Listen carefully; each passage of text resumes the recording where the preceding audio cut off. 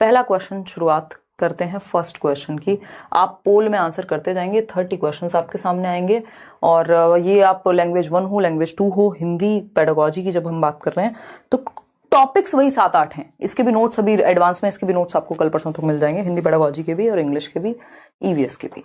तो हमें मिल जाएगा लगभग 1 महीने के करीब, जिसमें आप बार बार इनको पढ़ के रिवाइज कर पाए। बस आपका काम एक रहेगा कि उनको शेयर करते रहना है। चलिएगा, फर्स्ट क्वेश्चन है सी ऑप्शन। 77% लोग उत्तर दे रहे हैं।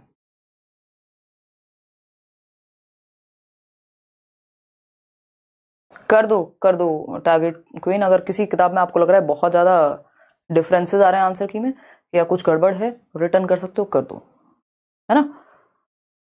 बाकी मैं ये उन लोगों तक पहुंचा दूंगी क्योंकि मेरी बात होती है, तो पब्लिशर्स तक अगर इस तरह का फीडबैक है तो देखिएगा। क्वेश्चन नंबर 1 देखिए, डैश के अनुसार मनुष्य भाषा अर्जन यंत्र के साथ जन्म लेते हैं, उन्हें भाषा सीखने में सहायता करता है। यानी भाषा अर्जन यंत्र के साथ मनुष्य जन्म ले रहे हैं। इस भाषा अर्जन यंत्र के साथ जन्म लेना यानी मनुष्य में एक भाषा को अर्जित करने का क्या है, यंत्र है, एक साधन है, एक टूल है। और वो जैसे ही दुनिया में आता है, अपने आसपास भाषा देखता है और वो उसको ग्रैब करता है, अपने आप भाषा सीख जाता है। कोई उसको अलग से किताब पढ़ा करके, टीचर बुला करके, माहौल बना करके नहीं, वो एनवायरमेंट में है, खाते पीते बोलना वो शुरू कर देगा। कौन कहता है ये बात?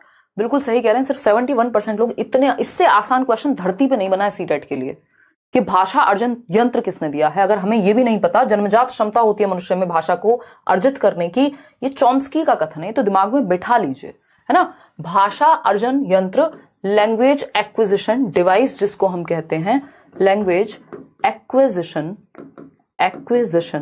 डिवाइस।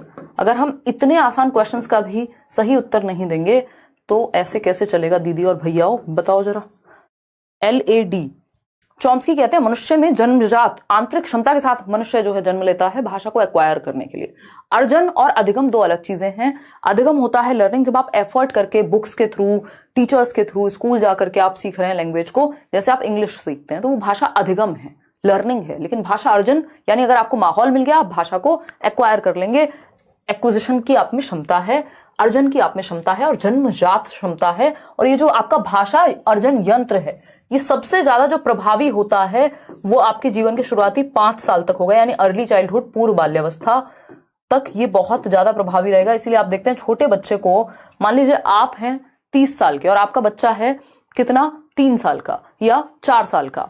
आप इंडिया में रहते थे, आप अमेरिका शिफ्ट हो गए, अगर आपको बहुत अच्छी, या किसी रिश्तेदार से मिलने चले गए, ठीक है, तो अगर आपको बहुत अच्छी अंग्रेजी नहीं भी आती है, आप 15 दिन वहां रह के आए, आपने देखा आपके बच्चे ने आपसे बेहतर अंग्रेजी बोलना सीख लिया। इतना ही क्यों? क्योंकि उसका जो ये LAD है, भाषा अर्जन यंत्र है, ये बहुत स्ट्रांग है, पूर्व बाल्यावस्था में बहुत तेजी से ग्रैब कर पाएगा। इसलिए क्रिटिकल पीरियड कहते हैं इसको, है ना, संवेदनशील पीरियड कहते हैं भाषा सीखने के लिए। दीपक शर्मा जी, ठीक है, Chomsky is the right answer. आगे बढ़ेंगे, क्वेश्चन नंबर 2 देखिएगा, क्या कहता है क्वेश्चन नंबर 2, निम्नलिखित में से कौन सा वाइगॉस्की के सामाजिक सांस्कृतिक सिद्धांत से संबंधित नहीं है? जवाब दीजिए। कुछ क्वेश्चन इजी ही आने हैं, मुश्किल क्वेश्चन की संख्या कम ही होती है। लेकिन पहले जैसे हम प्रीवियस ईयर में देखते थे ऑनलाइन से पहले, तो हिंदी पेडागोजी कंपैरेटिवली इजी थी। अभी जो मुश्किल क्वेश्चन है, मान लीजिए 15 में से 3 क्वेश्चन मुश्किल आ रहे हैं, वो मुश्किल क्वेश्चन नॉर्मल से ज्यादा मुश्किल है। आसान तो वैसे ही है, बाकी के 12 क्वेश्चन तो आसान ही है। तो अगर हम बात करें क्वेश्चन नंबर 2 की, तो 77% लोग डी उत्तर दे रहे हैं। बहुत ही अच्छा लगा ये पढ़ करके कि कौन सा वाइगॉस्की के सामाजिक सांस्कृतिक सिद्धांत से संबंधित नहीं है। संबंधित नहीं है, सामाजिक अंतःक्रिया। वाइगॉस्की को देखते ही 3 चीजें याद आनी चाहिए, SCL, society, culture, language. Society मतलब सामाजिक अंतःक्रिया, ये तो उन्होंने कहा है, उनकी थियोरी का नाम ही सामाजिक सांस्कृतिक सिद्धांत है, तो समाज और संस्कृति को महत्व देंगे। सहायता करना यानी स्कैफोल्डिंग, मचान, बिल्कुल सही है। समीपस्थ विकास का क्षेत्र, अब जिसकी CDP अच्छी है क्या वो इसको आंख बंद करके नहीं सॉल्व कर देगा? बिल्कुल। लेकिन अभी लास्ट क्वेश्चन में इन्होंने पूछा था भाषा अर्जन का यंत्र, ये तो चॉम्स्की ने दिया है ना, बाबा चॉम्स्की दे करके गए हैं ये, ठीक। ये चॉम्स्की कह रहे हैं कि मनुष्य में एक भाषा अर्जन यंत्र है। जिससे वो नेचुरली भाषा को एक्वायर कर लेगा। हमारे ब्रेन के दो हेमिस्फेयर हैं, एक लेफ्ट हेमिस्फेयर है, एक राइट हेमिस्फेयर है। राइट हेमिस्फेयर हमारा क्रिएटिविटी से जुड़ा होता है। लैंग्वेज कहां होगी? लेफ्ट में पाई जाएगी। यानी एलएडी अगर कहीं दुनिया में एग्जिस्ट करता होगा तो वो लेफ्ट ब्रेन में एग्जिस्ट करता होगा, क्योंकि ये लॉजिक का ब्रेन है। मैथ, साइंस, लैंग्वेज आप लेफ्ट ब्रेन से सीखते हैं। ठीक है, तो भाषा अर्जन यंत्र क्लियर हो गया, डी ऑप्शन। आगे बढ़ेंगे क्वेश्चन नंबर 3 पर, पढ़िएगा, इसको जवाब दीजिएगा। अब ये क्वेश्चन आपको बेसिकली ये डिस्ट्रैक्ट करते हैं। आज भी मैं क्लास में भी वही हम बात कर रहे थे कि क्वेश्चन से ज्यादा कई बार ऑप्शंस मुश्किल होते हैं, और 3 ऑप्शन जो हैं वो डिस्ट्रैक्टर कहलाते हैं। ये बात तो बिल्कुल फैक्ट ही है कि जब क्वेश्चन बनाया जा रहा है साइकोलॉजिकली तो 3 ऑप्शन तो आपको डिस्ट्रैक्ट करने के लिए ही डाले गए हैं ज्यादातर। अगर दोनों ऑप्शन सही नहीं है उस केस में तो वो डिस्ट्रैक्ट करने से बचना है। ऑप्शंस के अकॉर्डिंग आपको आंसर तक पहुंचना है, एक ही है उत्तर तो सही। तो देखते हैं फटाफट से, आप लोग जवाब दीजिए फिर हम आगे बढ़ेंगे। आप लोग कह रहे हैं बी 42% लोग, इसमें घबरा गए हैं आप लोग। अब वीडियो रुक रहा है, हमारा ही नेट खराब चल रहा है। नहीं, वीडियो तो यहां से मेरे ख्याल में एकदम फर्स्ट क्लास चल रहा है, सही चल रहा है ना शौर्य वीडियो? हाँ, कोई दिक्कत नहीं हो रही है। देखिएगा आप अपने इंटरनेट को एक बार ध्यान से। चले आगे बढ़े। हाँ, बहुत बढ़िया। कई लोगों को बी लग रहा है, कई लोगों को ए लग रहा है। पानी पी के जवाब दे दीजिए, कोई बात नहीं। मैंने तो अभी आज खाना खा लिया है, थोड़ा सा इस चक्कर में भी समय लग गया। और बताइएगा एक बार। बी 71% लोग। चलिए ठीक है, अच्छा लगा आप लोग मेजॉरिटी में आए।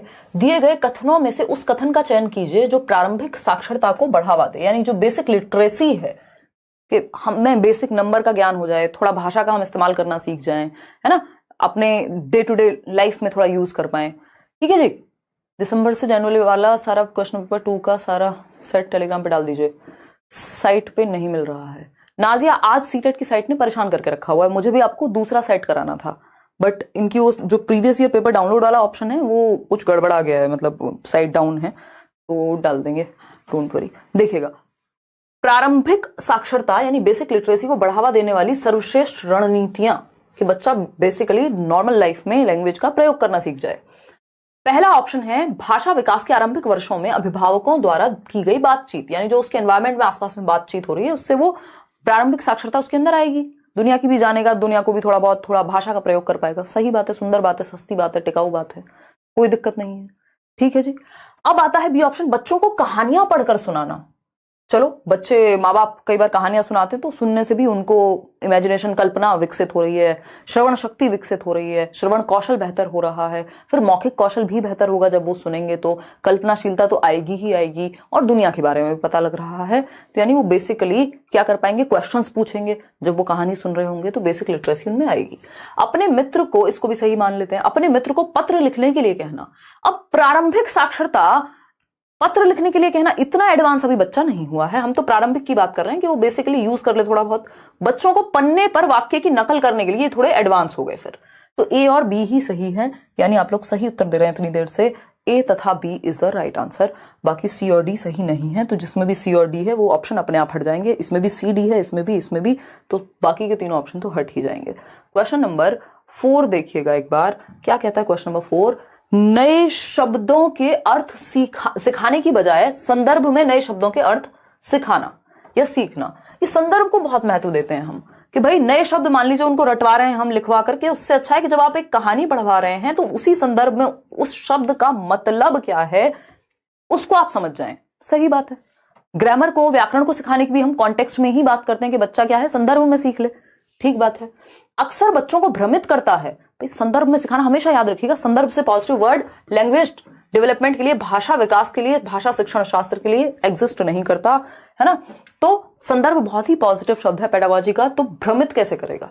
संदर्भ से तो क्लैरिटी आती है ना। भाई कोई बात, आजकल क्या होता है, वीडियो किसी की 2 घंटे का लेक्चर है, 20 सेकंड की क्लिप निकाल के डाल दो, तो क्या होगा, संदर्भ ही मिस, कॉन्टेक्स्ट ही चला गया उस बात से, तो वो भ्रमित करेगा। जब संदर्भ नहीं होगा तो भ्रमित होगा बच्चा, संदर्भ के साथ भ्रमित नहीं होता। बी ऑप्शन है शब्दों की बेहतर समझ में सहायता करना, कह सकते हैं बिल्कुल। रटकर याद करने को प्रोत्साहित करता है। संदर्भ मतलब रियल लाइफ से जोड़ रहे हैं आप, कहीं ना कहीं किसी कॉन्टेक्स्ट से जोड़ रहे हैं। ठीक है। समय की बर्बादी करता है, जी नहीं। कई बार ऐसा लग सकता है कि यार इतनी लंबी कहानी की क्या जरूरत है, टू द पॉइंट बस खत्म करो ना, वो दिमाग में नहीं टिकेगा फिर। शब्दों की बेहतर समझ में सहायता करता है, बहुत जल्दी में रहते हो बोल को लेकर। तो सही है, ये बात सही है कि शब्दों की बेहतर समझ में सहायता करता है, क्योंकि आप उस शब्द का प्रयोग कहां करना है, कैसे किया जाएगा, क्या मतलब होता है वो समझ जाएंगे। ऐसा नहीं है आपने बस रट्टे लगाए हुए हैं वर्ड्स के और वर्ड मीनिंग ही बता पाते हैं, जब यूज करने की बारी आती है तो ना लिख पाते हैं ना बोल पाते हैं ठीक से उन शब्दों को। वैसे आपको बहुत सारे शब्दों की मीनिंग पता है ना। चलिएगा, खैर क्वेश्चन नंबर 5 देखिएगा। डैश पंक्तियों के बीच बीच में से अर्थ समझने के संकेत देता है। यानी पंक्तियों के बीच बीच में से क्या होता है, रीडिंग बिटवीन द लाइन्स, कि कहा क्या जा रहा है, रीडिंग बिटवीन द लाइन्स। किस तरह की रीडिंग से ये चीज को बढ़ावा मिलेगा, बताइएगा एक बार। यानी क्या बात चल रही है उस स्टोरी में, किस तरह के पठन से पता लगेगा। लाइक शेयर करते रहना खुशी खुशी।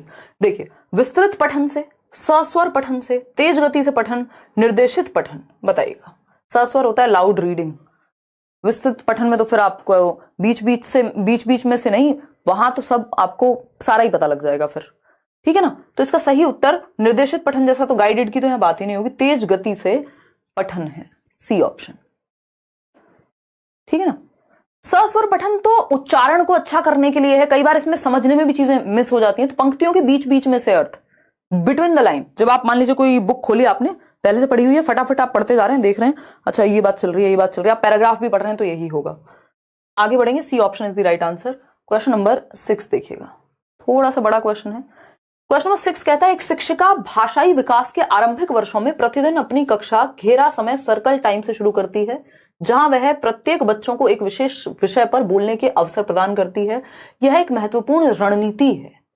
यानी भाषाई विकास के आरंभिक वर्षों में, यानी बच्चों ने जस्ट भाषा सीखना भी शुरू किया, ज्यादा वर्ष नहीं हुए, शुरुआती साल हैं जब वो भाषा को सीख रहे हैं, तो उनको शुरुआती कैसे होती है क्लास की, एक एक करके सब अपनी बात कह रहे हैं। कोई एक विषय दे दिया, अच्छा पॉल्यूशन पे बोलो, किसी और को कह दिया अच्छा अपने फेवरेट प्लांट के बारे में बताओ।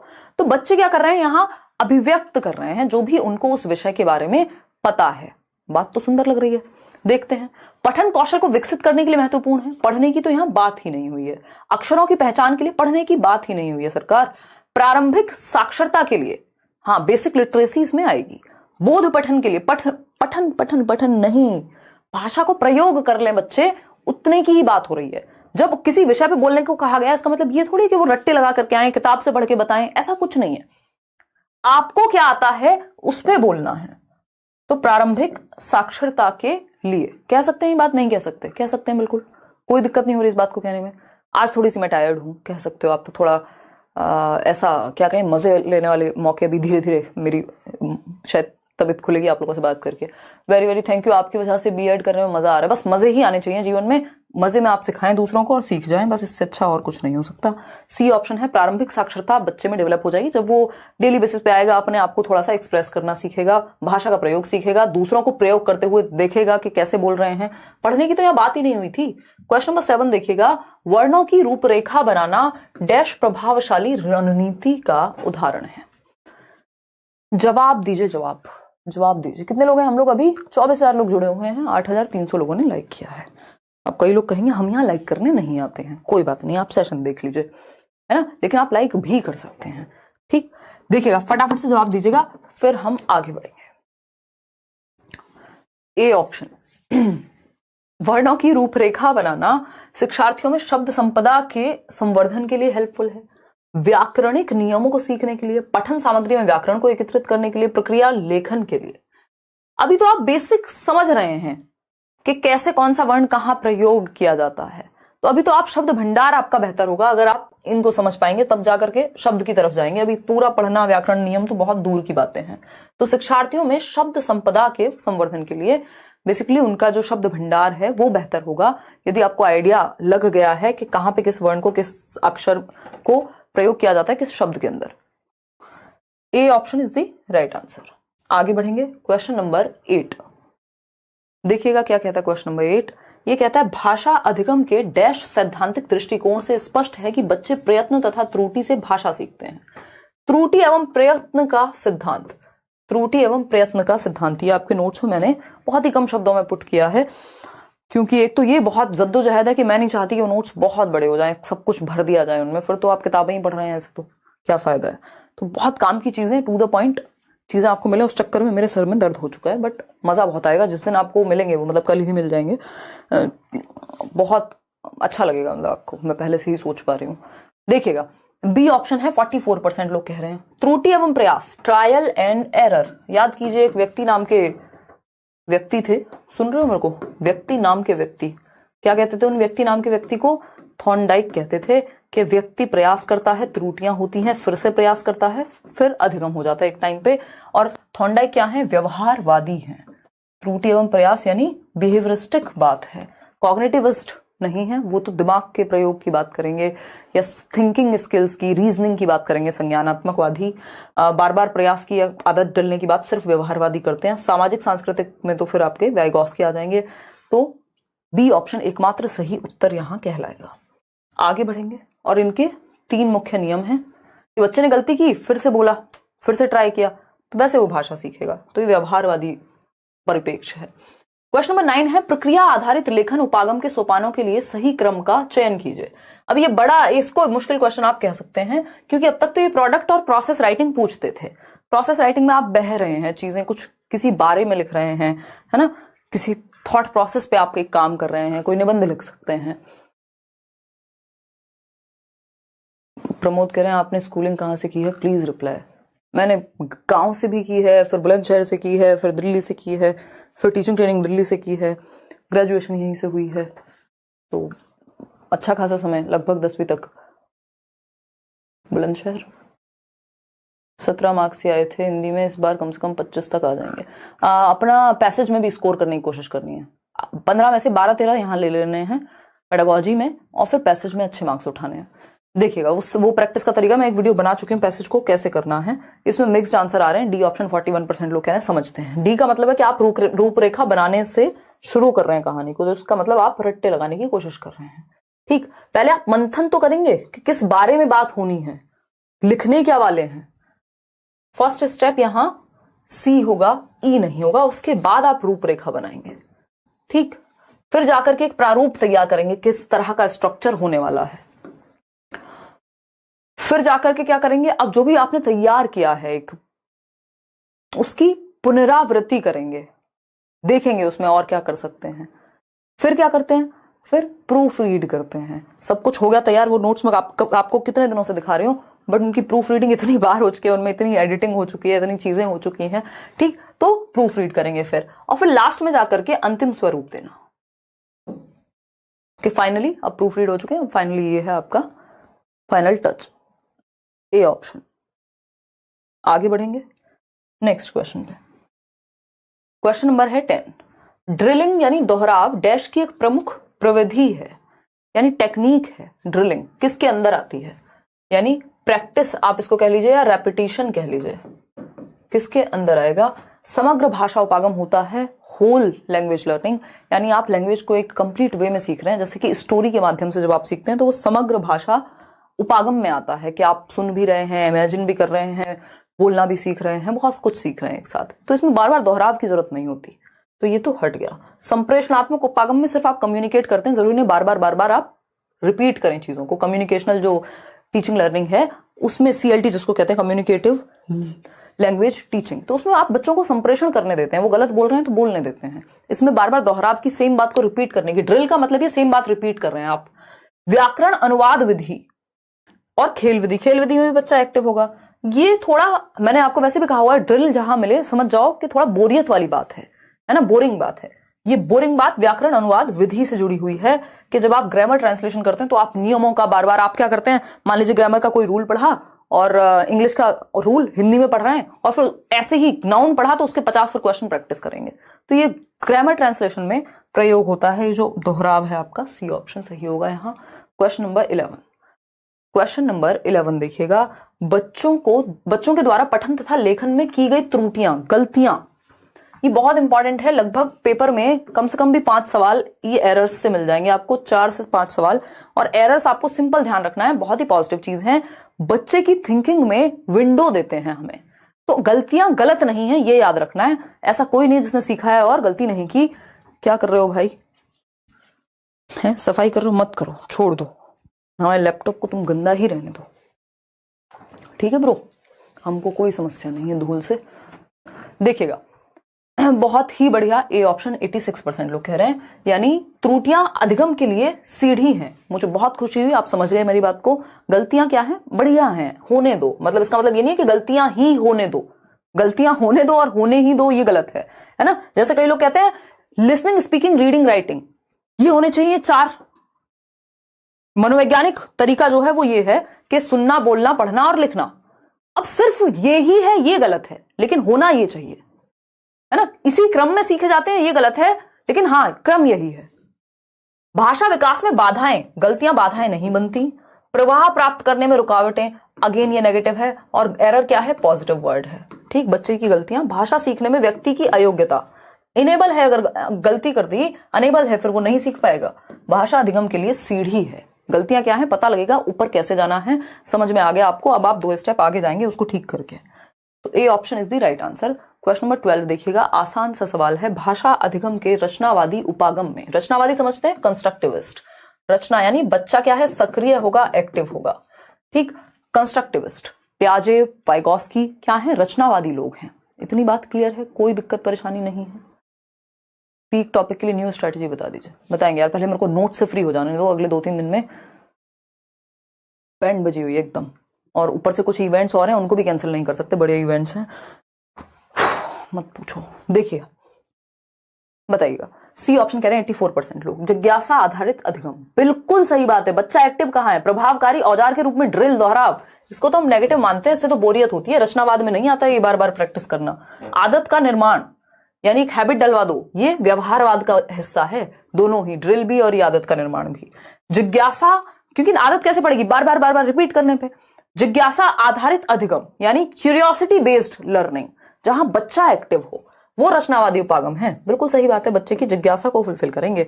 व्याकरण के नियमों का अभ्यास, अगेन रट्टाफिकेशन हो गया। बच्चा सक्रिय सबसे ज्यादा सी ऑप्शन में, और जहां बच्चा सबसे ज्यादा एक्टिव है वो बेस्ट ऑप्शन है दुनिया का, 1 नंबर दिलाएगा ही दिलाएगा।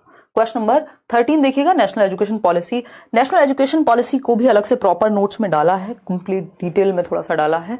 देखिएगा, जवाब दीजिएगा। जवाब, जनता क्या चाहती है? जवाब चाहती है।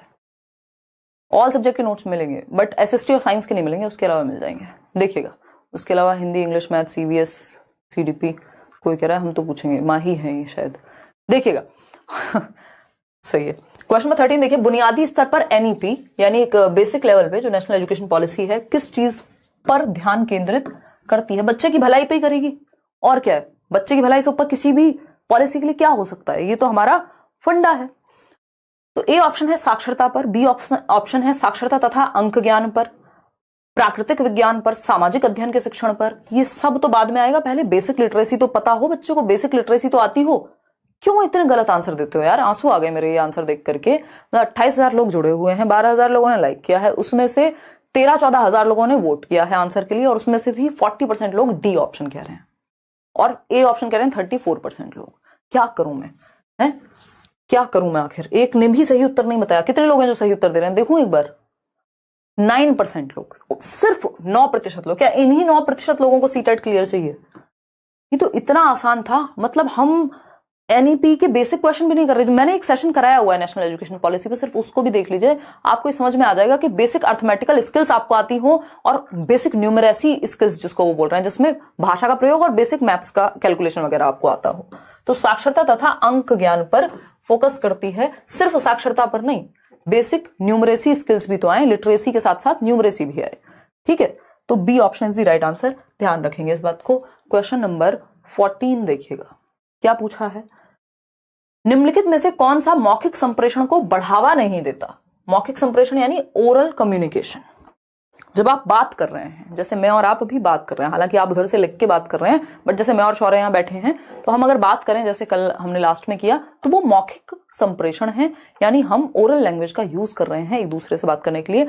पत्र का प्रयोग नहीं कर रहे हैं कि लीजिए अब आप इसमें लिख के जवाब दीजिएगा। तो संप्रेषण को बढ़ावा क्या नहीं देता? बच्चों द्वारा एक दूसरे से बातचीत करना, इससे तो बढ़ावा मिलेगा, मौखिक रूप से बात कर रहे हैं, सही है ये तो। टेलीफोन पर अपने अनुभव साझा करना, इससे भी मौखिक भाषा, टेलीफोन पे क्या प्रकट हो जाते हैं हम, प्रकट भी हो जाएंगे, अगर वीडियो कॉल भी होगी तब भी मौखिक मुंह से तो बोलेंगे ही ना, तो ये भी पॉजिटिव है। समाचार प्रसारण या बच्चे का साक्षात्कार लेना, यानी आप इंटरव्यू ले रहे हैं बच्चे का, तो इंटरव्यू लेने में बच्चे को बोलना तो पड़ेगा, तो इससे तो ओरल लैंग्वेज उसकी अच्छी होगी। भाई आप मान लीजिए केंद्रीय विद्यालय के लिए जाएंगे इंटरव्यू के लिए, आप मॉक इंटरव्यूज तैयार करेंगे, हम लोग बैठ के बातें करेंगे मान लीजिए, तो उसमें क्या होगा, बोलने की क्षमता तो बेहतर हो ही रही है ना, मौखिक भाषा तो अच्छी हो ही रही है, लेकिन समाचार प्रसारण अगर आप खुद कर रहे हैं, अगर आप एंकर हैं, है ना, जो भी हैं आप, अब कई सारे एंकर्स हो सकते हैं, नाम लेंगे तो कई लोग ऐसे होंगे खतरनाक, तो आप मान लीजिए कोई भी एक एंकर हैं जो भाषा बोलते हैं, समाचार पढ़ते हैं, तब तो आपकी मौखिक भाषा अच्छी हो रही है, लेकिन समाचार प्रसारण का मतलब है जब आप सुन रहे हैं, तो सुनने से मौखिक भाषा उतनी ही अच्छी नहीं हो जाएगी ना, उससे बेहतर ऑप्शंस हैं, कुछ प्रभाव पड़ेगा सुन के, लेकिन कम्युनिकेशन नहीं हो रही ओरल, आप सुन रहे हैं मतलब रिसीव कर रहे हैं सिर्फ, तो सी ऑप्शन गलत है, और जो गलत है वही सही है। आगे बढ़ेंगे, क्वेश्चन नंबर 15 पर निष्क्रिय शब्दावली है। एक तो होती है आपकी एक्टिव वोकैबुलरी, दूसरी होती है पैसिव वोकैबुलरी, या इसको इस तरह से भी देख सकते हैं कि एक्सप्रेसिव है कि रिसेप्टिव है। ग्रम्यात्मक शब्दावली की बात हो रही है जिसको आप ग्रहण कर रहे हैं और प्रयोग उस समय पे नहीं कर रहे हैं डायरेक्ट, या फिर क्या, बताइएगा एक बार, फटाफट से बताइएगा। शेष नारायण वर्मा, अच्छा जी, पास तो हो जाएंगे अगर सिर्फ पेडागोजी अच्छे से समझ लें, सिर्फ नोट्स भी पढ़ लोगे तो पास तो हो जाओगे आकांक्षा, उसकी टेंशन नहीं लेनी, पास का डर नहीं है आपको। और ये जो मैं कह रही हूँ ना मुश्किल का मतलब भी, कुछ क्वेश्चन मुश्किल हुए ना, 3 क्वेश्चन पहले भी मुश्किल आते थे, लेकिन पहले की मुश्किल से भी ज्यादा लेवल इन्होंने अब बढ़ा दिया, लेकिन वो 3 ही क्वेश्चन है ना, 12 तो नंबर लाओगे कम से कम, और उसमें भी सही करने का प्रयास करोगे, क्या पता है भाई, क्या पता, बताओ एक बार, सही है बात या नहीं। कितने लोग हैं हम, 29,000 लोग हैं, इमेजिन करो 29,000 लोग एक जगह पे बैठे हुए हैं, 30 हो गए हम लोग, चलिए सिर्फ, लेकिन आज इतने गलत जवाब आप लोग दे रहे हो, ऐसा लग रहा है टेंशन में आ गए हो। करेंगे यार Hindi pedagogy, don't worry, tension नहीं लेने का, स्टाइल में रहने का। देखिएगा एक बार, अगर हम बात करते हैं किस चीज की, ए ऑप्शन कह रहे हैं लोग, कितने लोग हैं यार ये, 35 से भी कम है 25% लोग, ABC तीनों में ही कंफ्यूज हैं आप भाई साहब। देखिए निष्क्रिय शब्दावली यानी पैसिव या रिसेप्टिव ग्रम्यात्मक, जिसको आप एक्टिवली यूज नहीं कर रहे हैं उस समय पे, वे शब्द जिन्हें हम सुनते तथा पढ़ते समय प्रयोग करते हैं, वे शब्द जिन्हें हम बहुधा दूसरों के साथ प्रयोग करते हैं, तो ये निष्क्रिय कैसे हो जाएगी, ये तो सक्रिय हो जाएगी। जिसको आप बहुत ज्यादा दूसरों के साथ प्रयोग कर रहे हैं एक्टिवली, मान लीजिए जैसे सुबह से शाम तक 4 बार यार तो बोल ही देते होंगे आप अपने दोस्तों में, या कुछ नॉर्मल शब्द होंगे जिनका प्रयोग आप बार बार करते हैं, तो ये तो सक्रिय वोकैब है। वे शब्द जिन्हें हम लिखते समय प्रयोग कर रहे हैं, तो इसमें तो हम एक्टिव हैं, ये निष्क्रिय फिर से नहीं हो सकता। वे शब्द जिन्हें हम बोलते समय प्रयोग कर रहे हैं, तो अगेन हम यूज करने में जब ला रहे हैं, तो ये तो सक्रिय शब्दावली हो गई, एक्टिव वोकैबुलरी हो गई। इंग्लिश पेडागोजी में भी यही पूछा जाता है। एकमात्र सही उत्तर यहां हमें ए ही नजर आ रहा है, क्योंकि वे शब्द जिन्हें हम सुनते तथा पढ़ते समय प्रयोग करते हैं, अब ये ना जो प्रयोग लिखा है ना, यही कंफ्यूज कर रहा है हमें, अदरवाइज तो आंसर यहां साफ था, है ना, इसको समझना। इसके आंसर तक पहुंचने का सिंपल तरीका है कि 3 ऑप्शंस हम एलिमिनेट कर पाए, अगर हमें कंफ्यूजन हो रही है तो। हमें इतना पता है कि निष्क्रिय शब्दावली का मतलब है हम प्रयोग नहीं कर रहे होंगे, हम नहीं बोल रहे होंगे, है ना, या डेली यूज में नहीं ला रहे होंगे। तो वे शब्द जिन्हें हम सुनते हैं, सुन रहे हैं मतलब हम तो प्रयोग नहीं कर रहे, और पढ़ते समय प्रयोग करते हैं यानी रिसीव कर रहे हैं। जब आप सुन रहे हैं तब भी आप रिसीव कर रहे हैं, ग्रहण कर रहे हैं, और जब आप पढ़ रहे हैं तब भी आप भाषा को ग्रहण कर रहे हैं। जब आप ग्रहण कर रहे हैं तो आप अभिव्यक्त नहीं कर रहे हैं, बोलने में और लिखने में अभिव्यक्ति होती है। तो हम कहते भी हैं सुनना और पढ़ना क्या है, ग्रम्यात्मक कौशल है, निष्क्रिय कौशल है एक तरह से। और अगर हम बात कर रहे हैं बोलने और लिखने की, अभी मैं बोल रही हूं और लिख रही हूं, तो ये क्या हो गया, ये एक्टिव शब्दावली है या एक्टिव कौशल है, सक्रिय कौशल है, अभिव्यक्तात्मक कौशल है। तो यही खेल है इसमें बस। तो निष्क्रिय शब्दावली कि जब हम बात कर रहे हैं तो बाकी तीनों को देखो, वे शब्द जिन्हें हम बहुधा दूसरों के साथ प्रयोग करते हैं, मतलब हम तो बोल रहे हैं, तो ये तो कभी भी नहीं हो सकता। अगर आप प्रयोग से कंफ्यूज हो रहे हैं तब भी ये तो नहीं होगा ना एटलीस्ट, क्योंकि इसको तो हम प्रयोग कर रहे हैं बहुत ज्यादा दूसरों के साथ, तो ये सक्रिय हो गया। वे शब्द हम जिन्हें लिखते समय प्रयोग कर रहे हैं तो एक्सप्रेस कर रहे हैं, सक्रिय हैं। वे शब्द जिन्हें हम बोल रहे हैं तो भी एक्सप्रेस कर रहे हैं, एक्टिव हैं, सक्रिय हैं। सिर्फ यही बचा जहां हम सुन रहे हैं और पढ़ रहे हैं। सुनने और पढ़ने समय प्रयोग करना मतलब हम नहीं प्रयोग कर रहे हैं, सुनने और पढ़ने में आ रहे हैं वो शब्द, इसको कॉन्टेक्स्ट में समझना है, प्रयोग को लेकर कंफ्यूज नहीं होना यहां। तो सुनने और पढ़ने का मतलब है निष्क्रिय है आप उस समय, ए ऑप्शन।